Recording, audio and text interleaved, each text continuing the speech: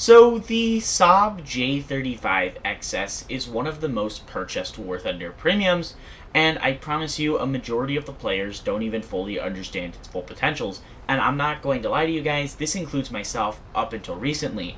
I've always looked at the Saab J35XS and kind of just shrugged it off as an overhyped premium for a couple of reasons. One, I did not like the fact that it only had 12 countermeasures. I did not like the fact that it seemed to perform pretty terribly at lower speeds, so I was not very fond of this aircraft at all. But let me rephrase you, let me tell you, I have never been more wrong about an aircraft in my entire life. The Saab J35XS at its current battle rating is actually very potent. It used to be at a much higher BR, it used to go up against far better aircraft where it couldn't do anything. Sitting at the BR it is at now, it is actually capable as a premium once again. So the Saab J35XS, it is armed with 6 of the AIM-9P. And the AIM-9P, if you guys are familiar with US missiles, is one of the best rear aspect missiles we have in the game. Being armed with 6 of them at the BR the J35 sits at, it actually allows it to be a pretty potent boom and zoom fighter. However, I would never want to get into direct conflict with this aircraft. The J35XS should rarely, if ever, be used in direct confrontation. You almost always want to play this thing as an indirect support aircraft, using boom and zoom tactics to stay out of the actual battlefield, actual AO, and hit unexpected targets. Basically what I'm showing you right now is how you should not play the J35. However, this aircraft has a trick for when you are in these tight, close dogfights and are needing some extra AOA. You do have a toggle or manual override for your maneuver of your elevators or your wings or whatever part of the aircraft. It's kind of a whole flap wing design. It acts like elevators. Basically gives you full control, allows you to pull a lot of AOA like the F-18 and a lot of the other modern aircraft, so you can actually pull some pretty weird maneuvers. If you guys were not already familiar, the J-35 family was actually the first aircraft to ever pull a Cobra maneuver.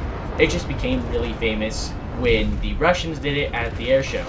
Gavochu's Bell, all of those maneuvers, Russians took them. It was actually a devised plan that the Swedish used as kind of a giant air brake. They would do it to slow down their aircraft, but that's a whole nother video thing.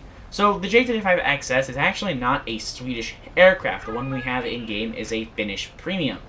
And that is something that I never really fully understood. But other than that, it's in the Swedish tech tree. We pretty much just call it a Swedish airplane. Anyways, I mean, it was made by the Swedish.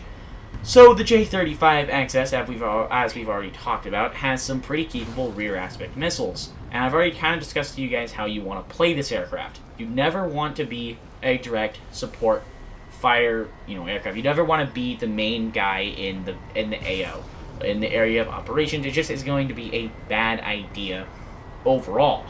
Now, if you guys, if you remember, I did state this aircraft has only 12 countermeasures. I would never run chaff for that reason. You can run chaff, you could run a 6 and 6, or you could run like a 10 and 2. I would just run the 12 flares. It's already pretty much 0. However, you can get through the game running the 12 countermeasures perfectly fine.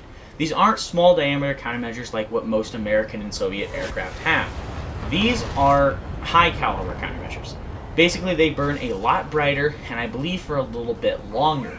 So you won't need to pop as many to dodge missiles. You should only be able to get away with only using 1, maybe 2.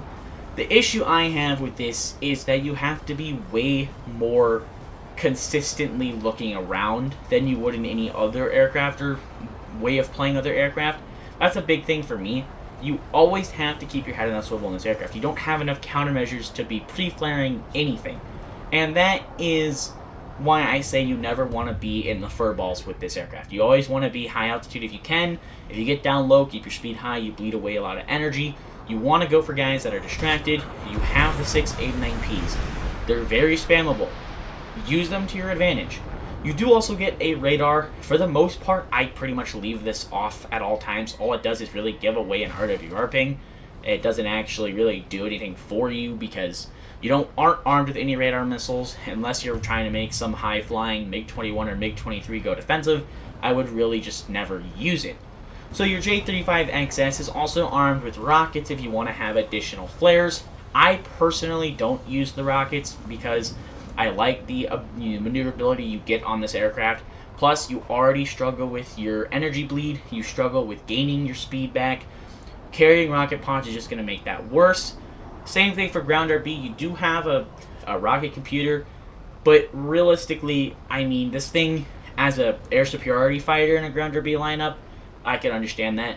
But running it as your main cast vehicle, I would just refrain from that because it doesn't have anything except those rockets, and they're not even necessarily that great. You can have some success with them, but for the most part, I would stay away from that.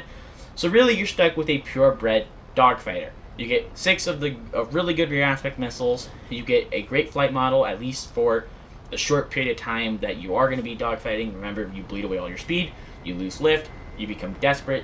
You do have the toggle AOA button.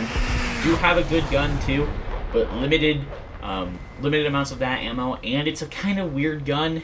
It's a 30 millimeter, fires really slow, has a slow rate of fire. It's put in a weird spot. It takes some getting used to. I'm still personally really getting used to this aircraft because I played it when it had no tracers. All of about a year ago, all of the Swedish aircraft and Finnish aircraft, the J35s, the J37s, they all got tracers. They hadn't had tracers. I was used to playing them without tracers. So for the most part, playing the J35XS as a boom and zoom aircraft is going to be your best bet.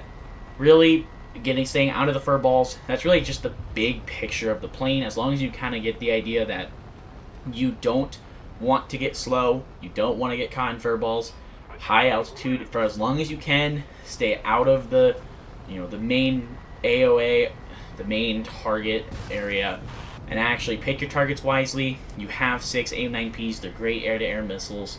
You're going to be able to do just fine in this aircraft. And like I already stated at the start of the video, I turned down this aircraft for a very long time, and it really was because it just had so many things against it. And one of those big things was the battle rating it used to sit at, being at 10.7. It was set to go up against a lot higher BR fighters.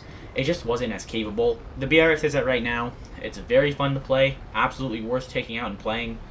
And honestly, for me, when I was grinding Sweden, I was using actually a different J35 Premium. If you guys are not aware, there is another one. It's the J35A. It's a 9.3 Swedish premium aircraft. If you guys want to see a video on it, let me know down below in the comments. It plays identical, has 2 guns instead of the 1, gets 4 of the AIM-9Bs, and obviously had a much lower BR. That's what I used to grind my Sweden air tree with, so I didn't really have a reason for the XS. I bought it, a little bit over a year ago, maybe about a year and a half, 2 years ago. Played it for a while. It was capable back then. You had the 6 AIM-9Ps. I just didn't necessarily like it and see that it was good or whatnot, so I just stuck away from it. But you guys can go out with this vehicle and have a lot of success in today's War Thunder, especially with the BR it says that now. Anyways, let me know your guys' thoughts down below in the comments. Do you guys think the J35XS is a capable premium to grind the Swedish and Finnish air trees with? Do you guys think it's worth buying? I want to know what your guys' thoughts are. Please make sure to join the Discord that's linked down below in the description. We're trying to get 1,000 members there. Make sure to hit the like button and subscribe. We're trying to get to 5,000 subscribers. Make sure you're here before then. And let me know what sort of aircraft you guys want to see in the future in the comments.